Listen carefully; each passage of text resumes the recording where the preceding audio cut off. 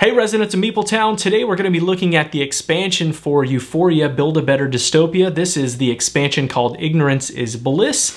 And if you want to check out our review of the base game, definitely click on the eye at the top of the video and click over on that video so you can see our final thoughts and just kind of an overview of the game. In this video, we're actually just going to be showing some of the differences from the expansion from the base game. So let's get to the table and look at Ignorance is Bliss.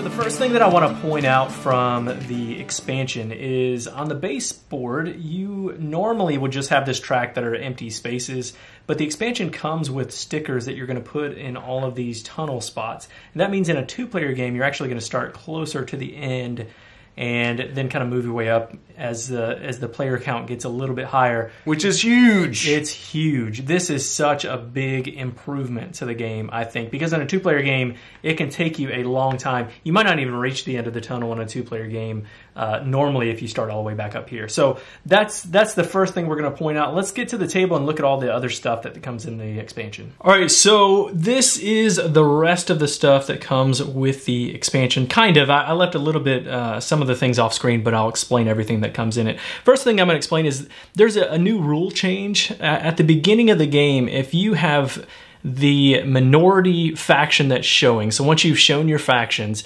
if you are not in the majority, then you're going to get a bonus 2 commodities to start the game off, which is helpful. It's very helpful because, I mean, if everyone was Euphorian, yeah, or 3 players out of 4 are Euphorian, they're going to go up that track just like this, and they're going to get to flip over their, or not, they're going to get to unlock, excuse me, the bonus so much quicker. Yeah, so that's right. So I like that rules tweak. I think it's good.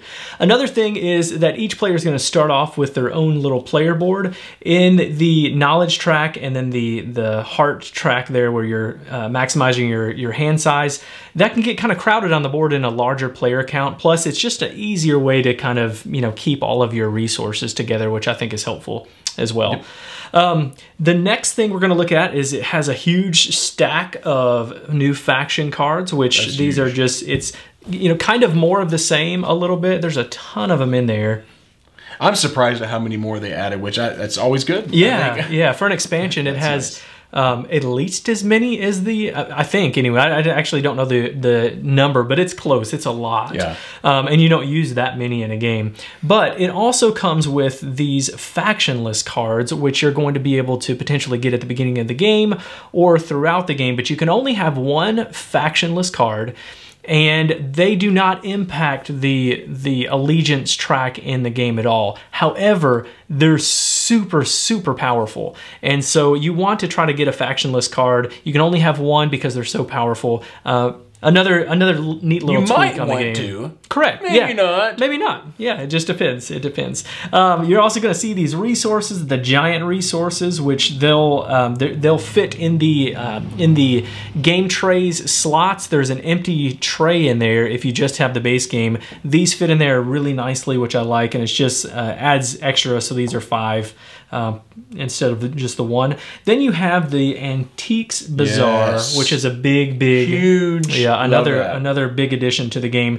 And so in the base game, you're just randomly blind drawing these cards. In the expansion, you get this one for free if you want it, or you can pay commodities. You can pay 1 for this one, or 2 for this one, but you can't take from the blind draw pile. So I think that's pretty interesting little tweak. Oh, it adds so much more. You can think about things ahead of time. You can see what else is out there and go, okay, I see the teddies out there. Yep. I know I can. That's part of one of the things to unlock to put more influence. Oh, love that part. Yep, another big plus. Love that part. You also are going to get a huge stack of market tiles, which again. Add these. You mean do that while you talk about them? Add those to the base game, and that's a lot. That's you're only going to put a few out. I think it's 6 out a game or something like that you're putting out on the board. So that's a big addition as well. The other thing I like about these marketplace tiles is that John had mentioned in our original review that you can get really hosed by these negative penalties that happen if you don't get a star out on there right away. In the expansion, I feel like the ones that I've played with and just kind of looking through the pile, they look like they're a lot more forgiving than what they are in the base game. I could be wrong about that overall, but in my experience, that's been the case. So I really like the addition. That was a big negative for me in the game. Yeah. I didn't like how you just could get really hosed. Yeah. Yeah. Anyway. Yeah. And you don't mix and match these necessarily. Well, you don't. You're supposed to kind of keep these separated for balancing sake, which is fine. The last thing is the Automa deck, and this I have zero experience with, so we're not going to be speaking to that. I say zero. I kind of set it up and looked at it a little bit. The way that you play out the Automa deck, so if you want to play a solo version of this game, you have to have the expansion to do that. And the way these cards play off of each other, I think, is pretty interesting, but I'm not going to speak a whole lot to that. I would just say if you're buying for solo and you have an interest in this game, know that you'll need the expansion to play that. It looks pretty simple too. Yeah. Compared to like Scythe that had, which I like the Automa with Scythe, but it's just a little bit more complex. And everything I've done with Stonemaier and the Automa stuff has all been good. Yeah, I compare it a little bit to the Wingspan solo, at least from my experience, in the simplicity of how it plays out and how you can quickly just play the Automa's turn. But that's what comes in the game. John, why don't you tell us what you think about it? Is this worth it? I mean, do you want to get the expansion if you like this game? Well, first of all, I'll be straight up and say I don't want to play this game without the expansion. Now, if you watch my other review, it's Euphoria base game was kind of meh for me. This does add a decent amount to it. I really like the thoughtfulness that you have to have with this. This is one of my favorite parts. I like the new faction that you add. That's nice, but this is probably the biggest bonus for me. Of course, I like these new tiles and stuff like that. This keeps everything cleaner, which is kind of cool. But this is the biggest part to it for me. Yeah, and so I really like the expansion. How much is the expansion? I think that I'm not really sure. I think the expansion's somewhere around $20-25, something like that. It's a smaller box expansion, although you can see there's a lot that comes in here. I think this is a must. I absolutely think that. I think that with the minor track that we mentioned of starting down lower and lower player counts, I think that's important. All of these pieces that it adds, I think, are huge benefits and tweaks on the games for frustrations that you might have. But does it bump our score up at all? I mean, it does, for sure. Okay. My score was 6 for the base game. This bumps it up to a 6.5 for me. So almost a 7. It was really close, which expansions don't generally bump it up that high. Yeah. I agree with him 100%. It's a must-have. I don't much desire to play this game without the expansion. But with the expansion, it goes to, I think a 7 is...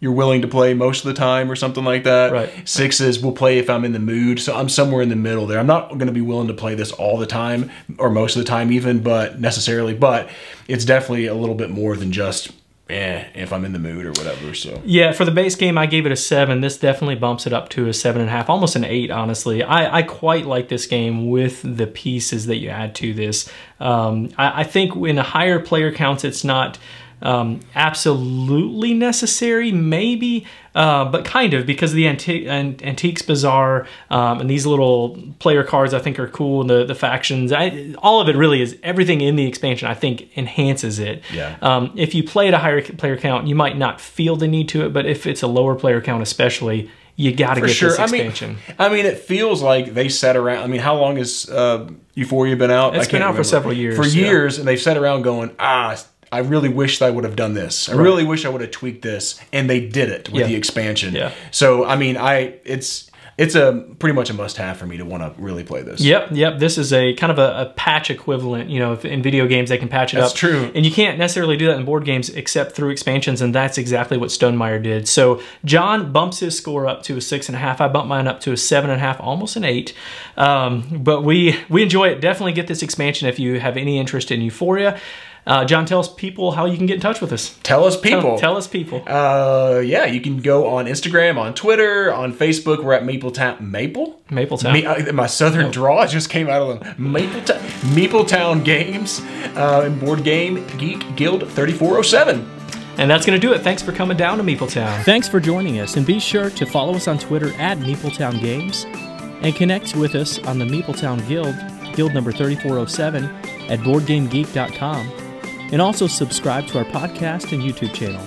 And until next time, thanks for coming down to MeepleTown.